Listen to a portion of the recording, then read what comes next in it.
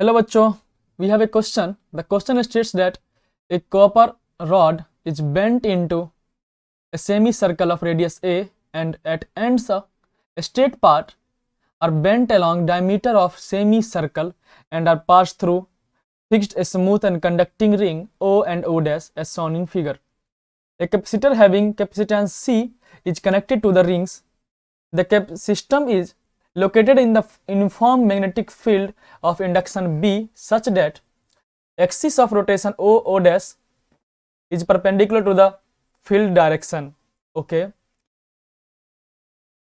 At initial moment of time t equal to 0, plane of the semicircle has normal to the field direction and the semicircle is set in the rotation with constant angular velocity omega. Okay. Neglect the resistance and inductance of the circuit. The current flowing through the circuit as shown in figure. And function of time. Okay. So यहाँ होगा क्या, ये जो circuit है हमारा,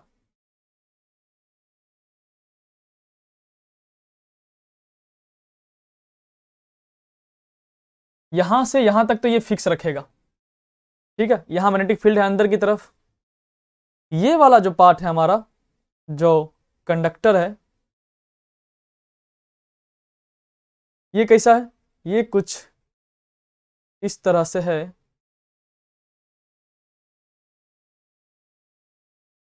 O dash, इसको घुमाया जा रहा है ये हैंडल से।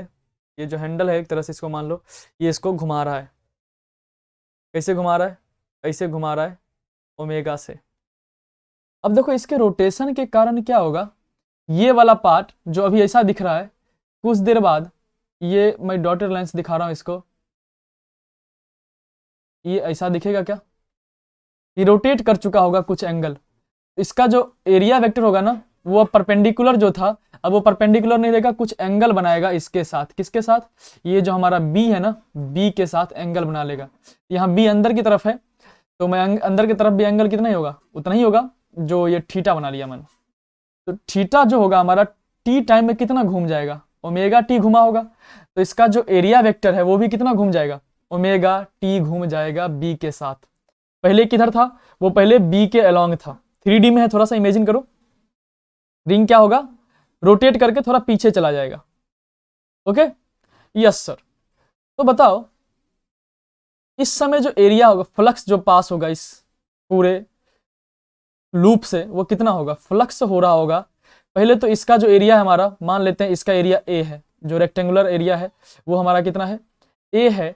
तो ये एरिया हो जाएगा हमारा बी इंटू ए, मतलब फ्लक्स हो जाएगा बी इंटू ए प्लस ये जो हमारा सेमी सर्कल वाला पार्ट जो बाहर निकला हुआ है, इससे कितना फ्लक्स पास होगा सर, वो होता है B A cos theta.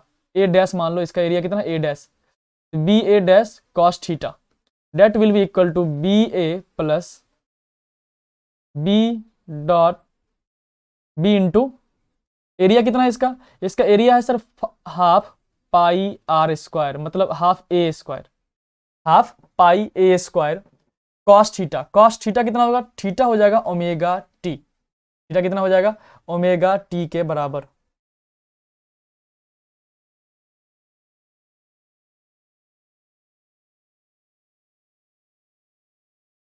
Okay, ये omega T.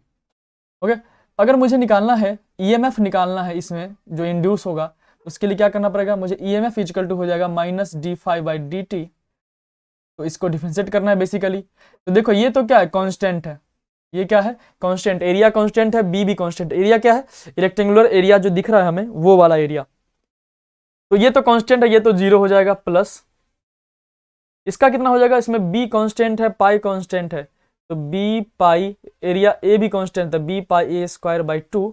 Cos omega t कितना हो जाएगा सर, कॉस ओमेगा टी हो जाएगा माइनस साइन ओमेगा टी, और इस सब के आगे लगा हुआ है minus, minus sign omega T, और ये ओमेगा जो अंदर में मल्टीप्लाई में है, ये भी क्या आ जाएगा, बाहर आ जाएगा। तो ई इजिकल टू आ गया हमारे पास B pi A square omega by 2 sine omega T. अब हमें दिया गया है कि ये जो लूप है हमारा, इसका रेजिस्टेंस क्या है, 0 है। इसका रेजिस्टेंस क्या है, 0 है। तो इसका मतलब यहां से यहां तक जो रेजिस्टेंस होगा, ईएमएफ होगा, वही इसके अक्रॉस भी होगा कि नहीं? Yes sir.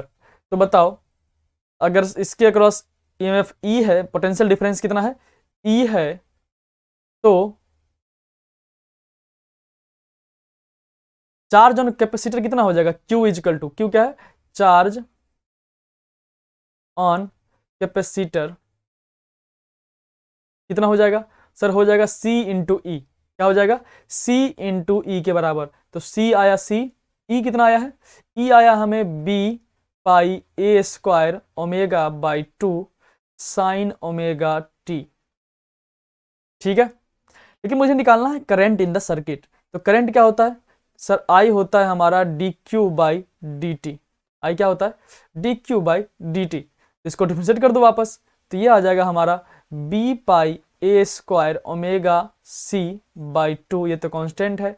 साइन का डिफरेंशिएशन क्या हो जाएगा, कॉस हो जाएगा, cos omega T.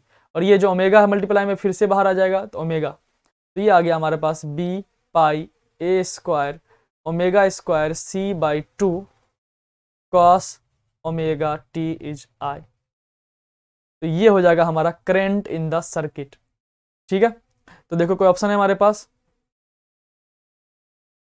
Half B C A square omega square pi cos omega T.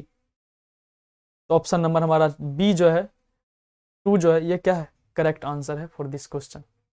Okay, half pi omega square A square C B cos omega T.